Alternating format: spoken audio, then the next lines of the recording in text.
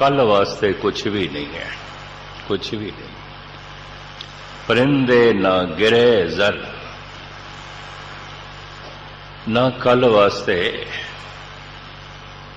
कोई उन्हां कोल संपदा है, ना दाना दुणक है, ना घौंसले दे च है, ना उन्हां दे कोल है। फिर भी गीत गांदे होया शाम नूं घौंसलियां दे च पहुंचे ने। रात दा पहला पैर समाप्त होया, गीत गांदियां गांदियां सौ गए ने। रात दा चौथा पैर जैसे आरंभ होया, ये गीत गांदियां गांदियां उठ बैठते हैं, चहचहांदियां उठ बैठते हैं। चानना हो गया, पूरा प्रकाश हो गया, गीत गांदियां होया घौंसलियां चों निकल पैंदे ने, दिन भर रिजक दी तलाश करते ने, दाना दुणका लभदे ने। फिर शाम नूं आ रहे ने गीत गांदियां गांदियां। फिर पहला पैर समाप्त होंदियां गीत गांदियां गांदियां सौ गए ने।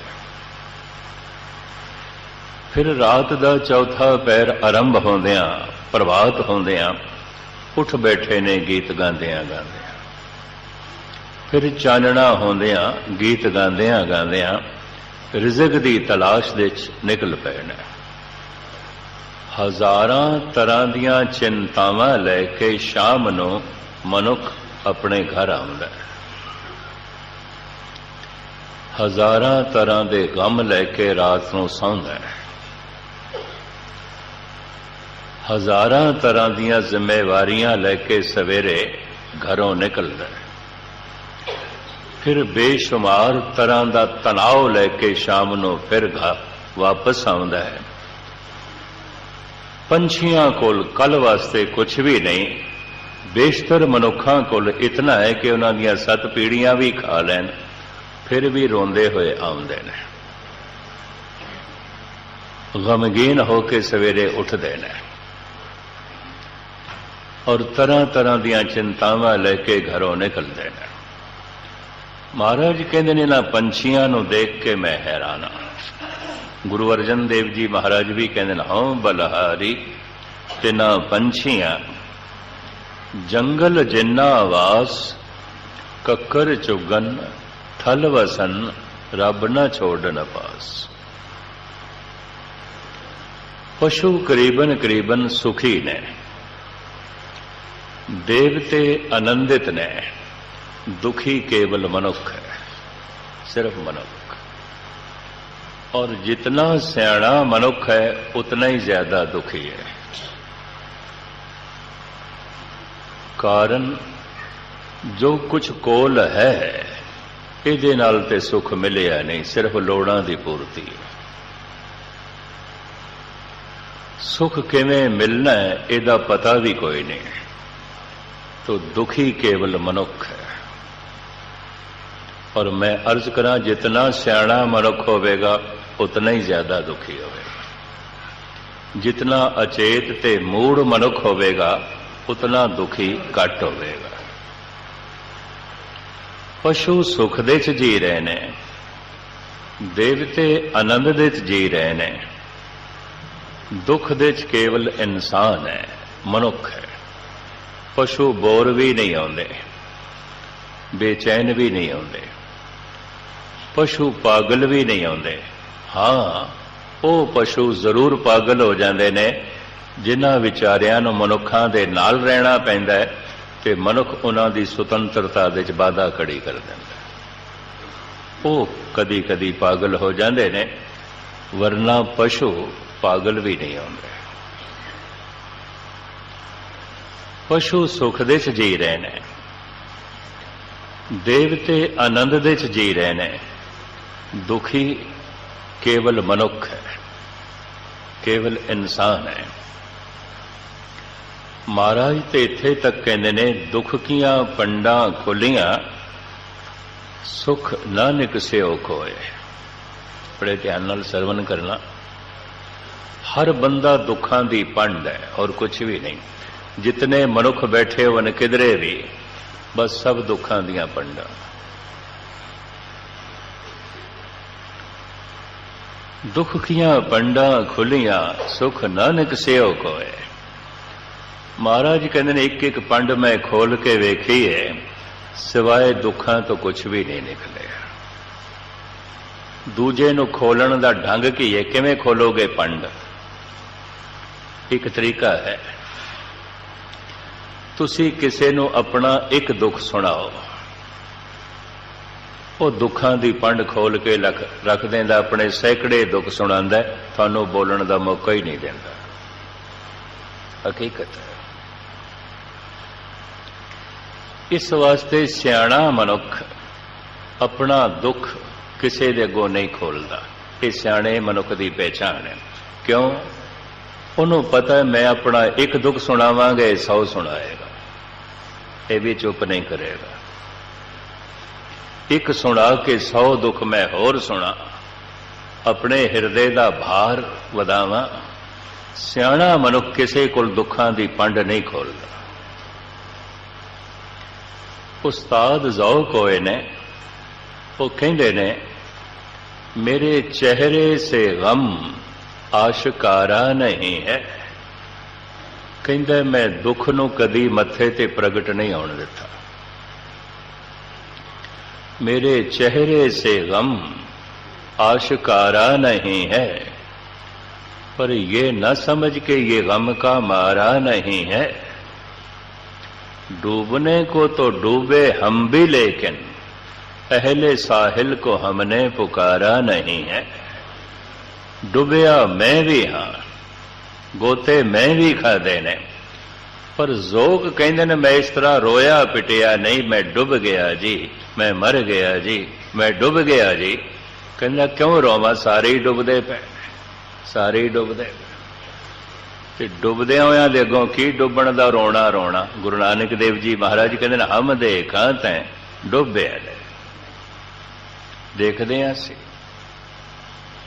डुबे पे ने दुखां दे। दुखी केवल मनुख है, और जितना सियाणा मनुख है उतना ज्यादा दुखी है। ये सियाणे मनुख की पहचान है। जितना सियाणा होवेगा उतना दुखी होवेगा।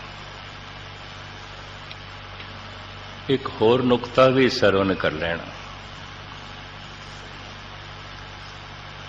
परमात्मा की तरफ मनुख चलेगा किस तो प्रेरणा लेके?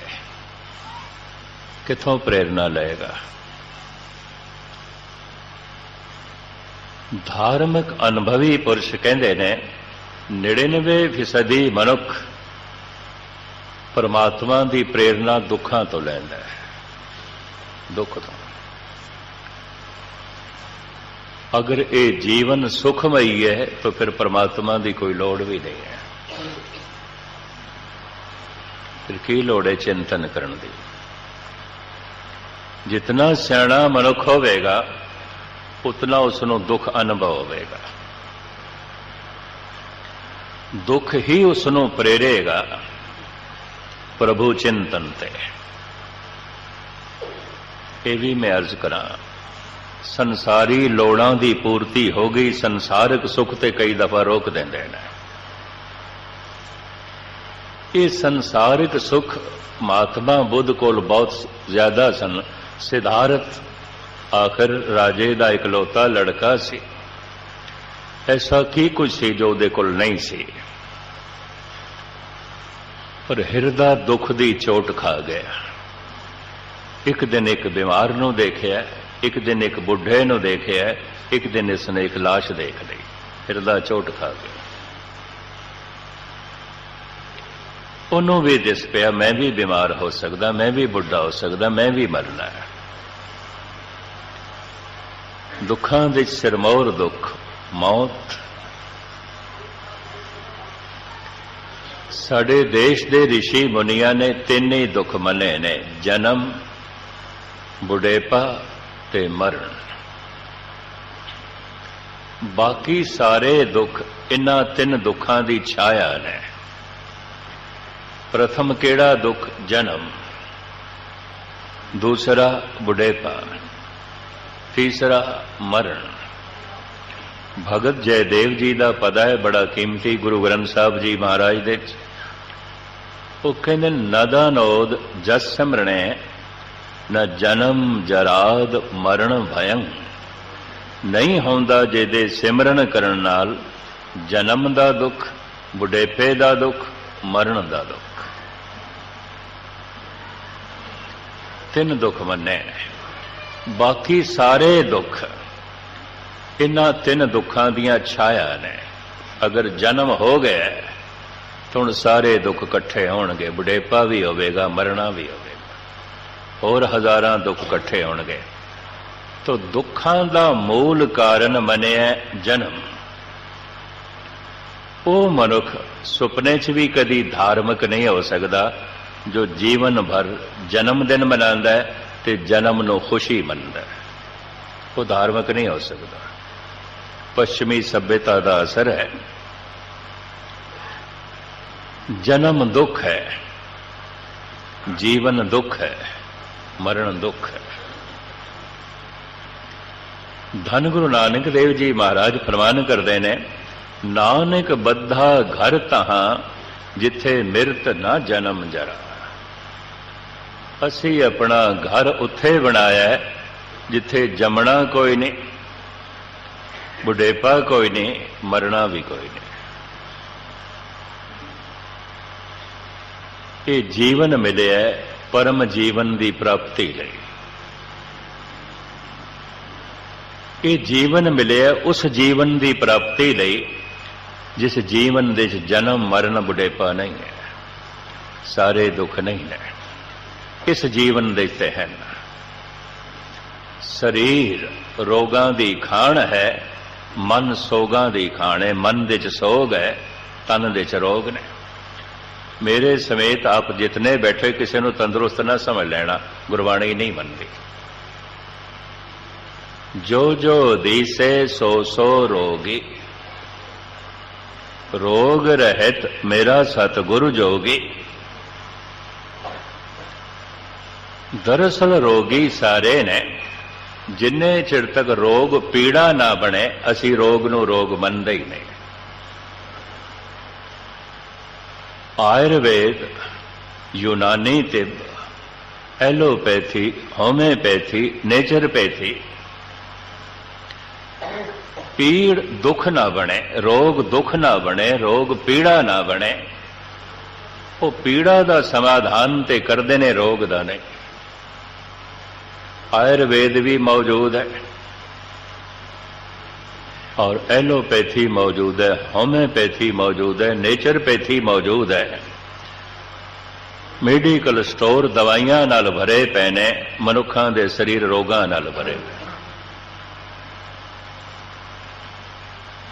जो दीसे सो सो रोगी सारे ही रोगी ने रोग दिखाई देवे भावे ना दिखाई देवे तन रोगी है और रोग वधदियां वधदियां एक दिन बुढ़ेपे प्रगट होएगा बुढ़ेपा प्रबल रोग और रोग वधदियां वधदियां एक दिन मौत दे प्रगट होएगा यह भी अगर अंदर रोग नहीं है तो मनुख बुढ़ा किस तरह हो जाता है मर किस तरह जाता है रोग ही तो वध रहे दिखाई नहीं दे रहे तन रोग है गुरु नानक नहीं मनते कोई तन स्वस्थ हो सकता है रोग ते मन सोग है मन दे सोग ते चिंतावां ने जिथे सारे तन रोगी ने उथे सतगुरां दी बाणी कहंदी है सारियां दे मन दे चिंता है चिंतत ही दिसे सब को है सारे ही चिंता तुर रहे चिंता भविष्य दी आउंदी है और यादां भूतकाल दी आउंदियां ने तन नूं भजन दौड़न वास्ते अस्थान चाहिए स्पेस चाहिए मन नूं भजन दौड़न वास्ते समा चाहिए काल चाहिए देश दे च भरमण करता है तन काल दे च भरमण करता है मन ध्यान नाल पकड़ना मन नूं जगह नहीं चाहिए, अस्थान नहीं चाहिए। मन ते समय दे च भटकदा है।